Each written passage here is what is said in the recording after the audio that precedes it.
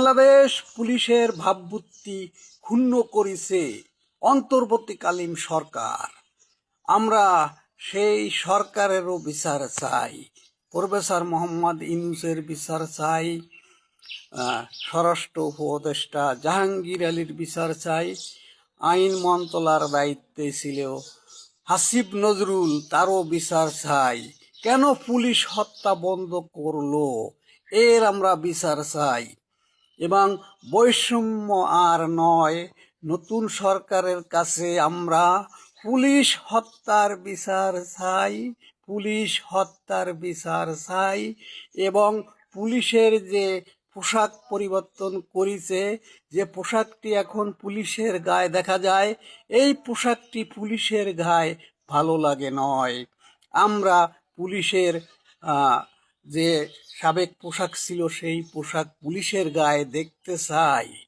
এবং Bangladesh police inspector general যে কথা বলেছে ফকির আলী হোসেন সাহেব, এবং সেই কথাটি আমরা তার কথার সাথে দাবি মিলিয়ে বলতে চাই, এ পোশাকটিও ভালো দেখা যায় না, পুলিশের পোশাকটি পরিবর্তন চাই।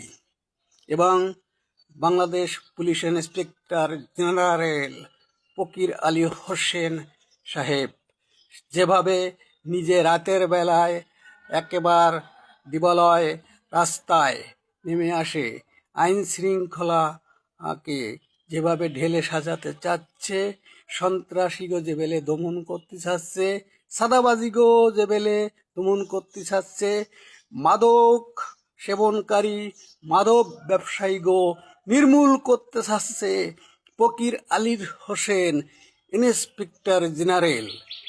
এবং আমরাও তার সাথে হাত মিলিয়ে বলতে চাই এবং পুলিশ হত্যার বিচার চাই, এবং নেশা মাদক দ্রব্য নিয়ন্ত্রণ করতে হবে, এই দেশ মাদক মুক্ত করতে হবে।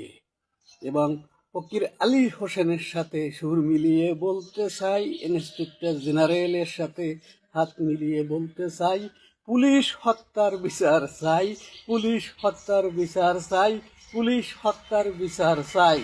বাংলাদেশ পুলিশের হত্যাকারীগো যেন সাজা হয়, তাদের দৃষ্টান্তমূলক শাস্তি দেখতে চাই, পুলিশ হত্যার বিচার চাই। আসসালামু আলাইকুম, ভালো থাকেন পুলিশ ভাই।